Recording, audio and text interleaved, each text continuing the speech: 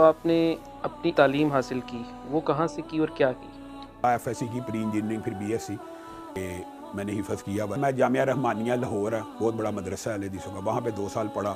मेरा दाखिला पंजाब यूनिवर्सिटी में MA मैथ्स कम्युनिकेशन के अंदर हो गया, तो मैं मदीना यूनिवर्सिटी में चला गया और मैंने वहाँ से महदुल लुगात 2 साल का कोर्स किया। जब मैंने MA अरबी कर लिया, MA इस्लामियात कर लिया, तो मैंने PhD के लिए अप्लाई किया। उसके बाद मैंने फिर ये सोचा कि LLB भी करना चाहिए, वो भी क्लियर किया। फिर मैं एडवोकेट हाई कोर्ट बन गया, तो फिर MPhil किया सरगोदा यूनिवर्सिटी से, और अब मैं PhD कर रहा हूँ UOL से। इस टाइम वैसे मैं एलिजिबल हूँ सुप्रीम कोर्ट के लाइसेंस के लिए। मुझे तो आपने स्पीचलेस कर दिया है। आपकी और इब्तिसाम इलाही ज़हीर साहब की शक्लो शुबाहत, कद्दो काट काफ़ी मिलता जुलता है, और अक्सर लोग, कभी हम सोशल मीडिया पर देखते हैं आपकी तस्वीर के साथ उनका नाम और उनकी तस्वीर के साथ आपका नाम होता है। रियल लाइफ में भी कभी ऐसा हुआ कि आपको किसी ने इब्तिसाम इलाही ज़हीर समझ के आपसे बातचीत की हो? समझते हैं एक ही भाई है। कभी वो मुझे लोग कहते हैं यार कभी आप मोटे लगते हैं, कभी आप पतले लगते हैं, तो फिर मैंने बताया भाई मेरा नाम ये है, उनका नाम ये है। अच्छा, आपकी उम्र कितनी है? इस वक्त मेरी उम्र हो गई है 43। अच्छा, तो मुझे आपकी दाढ़ी में और आपके बालों में कोई सफ़ेद बाल नज़र नहीं आ रहा, क्या क्या राज है? ये कलर का कमाल है। कारोबार भी करते हैं, या आम तौर पर लोगों का ये तासुर होता है कि एक आलिम दीन है तो वो बस मस्जिद के चंदे से ही पलता है? माज़रत के साथ लोगों का आम तासुर यही है। तो ये आपने बड़ा वैलिड क्वेश्चन किया। अमूमन जो अहले हदीस हजरात हैं, वो उनके मुतल्लिक आम तासुर अवाम में ये पाया जाता है कि इनका ज़्यादा फोकस इख्तलाफी मसाइल में होता है। उनमें ज़्यादातर यही मसाइल बयान किए जाते हैं कि ऊंची आमीन, नीची आमीन, फातिहा खल्फुल इमाम, और ये सब कुछ होता है। अहले हदीस होने के बावजूद आपका रुझान उस तरफ क्यों नहीं गया? मैंने आपके शायद कोई खुतबे इस तरह के नहीं सुने जो इस तरह के ज़्यादा मौज़ूआत को लेके लोगों को इस तरफ इंगेज करते हैं, उसकी क्या वजह है? आपने अब इख्तलाफी मसाइल कह दिए, आमीन, रफ़े दैन, तलाक लगा लें, फातिहा खल्फुल इमाम, ये आपने बता दिए, लेकिन आपने कभी गौर किया ही?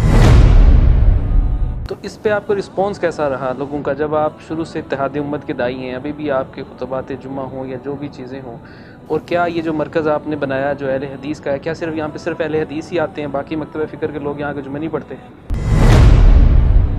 आपके मुतल्लिक लोगों का आम तासुर ये है, जो अभी आपने जिक्र किया, कि आप बहुत सख्त हैं, आप अपनी बात को बहुत ज़ोर देकर, चाहे वो टॉक शोज़ हों या इनफरादी गुफ्तगू हो, बहुत ज़ोर देकर कहते हैं, और लोग समझते यही हैं कि आप बहुत मुतशद्दिद किस्म के आदमी हैं। तो ये तासुर किस हद तक ठीक है? मुतशद्दद होने का तासुर आपने 100% बात की है, दुरुस्त है। लोग ये समझते हैं कि ये ज़बरदस्ती अपनी बात मनवाने की कोशिश करते हैं, लेकिन आपके साथ अक्सर देखा है गार्ड्स वगैरह भी होते हैं, तो वो वैसे ही रखे हुए हैं, शौकिया तौर पर रखे हुए हैं, या कोई मजबूरी है? नहीं अब्दुल मतीन भाई, शौक तो किसी को नहीं होता इस तरह के पैसे, खास तौर पे कारोबारी आदमी हो। हमारी बिरादरी भी शेख है, तो सोच यानी शौक तो बिल्कुल नहीं है। मजबूरी ये है कि हमें मुख्तलिफ इदारों की तरफ से लेटर आ जाता है। बाज़ औक़ात आपकी वाबस्तगी हमें नज़र आती है जमीयत अहले हदीस के साथ, तो असल में सियासी तौर पर कहें या अपनी जमात के तौर पर कहें, जमीयत अहले हदीस आपकी जमात है, या कुरान और सुन्ना मूवमेंट आपकी है, या ये दोनों आपकी हैं? ये पैरेलल चीज़ें हैं या क्या है ये?